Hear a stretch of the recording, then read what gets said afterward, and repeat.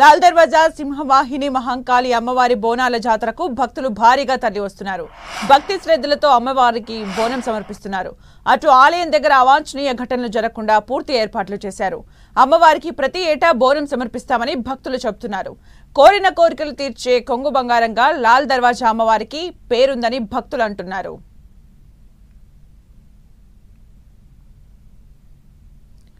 ప్రస్తుతం లాల్ దర్వాజా అమ్మవారిని దర్శించిన అనంతరం బండి సంజయ్ మాట్లాడుతున్నారు. లైవ్ లో చూద్దాం.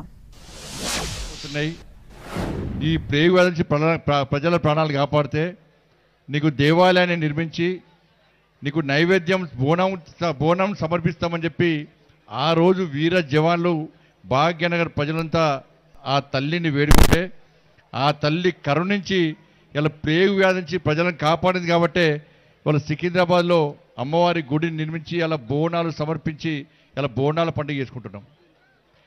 ఇక్కడ మూసీ నది ప్రాంతంలో మూసి వల్ల మొత్తం అతలాకుతలం అవుతుంటే భాగ్యనగరం అంతా అతలాకుతలం అవుతుంటే ఈ మూసీ బారి నుంచి ప్రజలను కాపాడు తల్లి.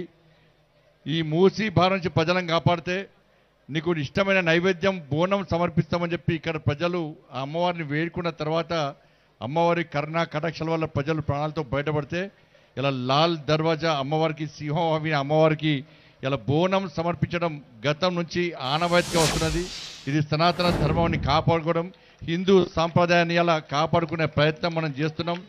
ఇవాళ తరాలు అంతరాలు ఏర్పడ్డా ఈ బోనాల పండుగ మాత్రం తరాల నుంచి వస్తున్నది. ఒక పండుగ వాతావరణం మనం చేసుకుంటున్నాం. ఇప్పుడు ఒక శక్తివంతమైన పండుగ.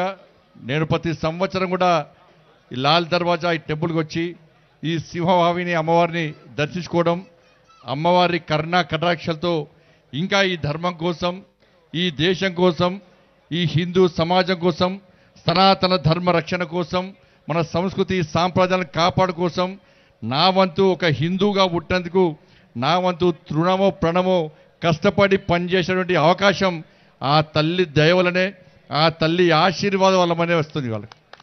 మరి ఇలా భాగ్యనగర్లో మొత్తం పొద్దున్న తిరుగుతున్నాను నేను. చాలా ఉత్సాహం అనిపిస్తున్నది. ఎందుకంటే సింహవాహిని అమ్మవారి దయ వల్ల, భాగ్యలక్ష్మి అమ్మవారి కరుణా కటాక్షల వల్ల ఏ కష్టం వచ్చినా ఏ ఇబ్బంది వచ్చినా భాగ్యలక్ష్మి అమ్మవారిని తలుచుకుంటే మన కష్టాలు తొలగిపోతుందని ఒక నమ్మకం. నేను కూడా ప్రజా సంగ్రామ యాత్ర చేసినప్పుడు ఆ భాగ్యలక్ష్మి అమ్మవారి పాదాల సాక్షిగా ఆ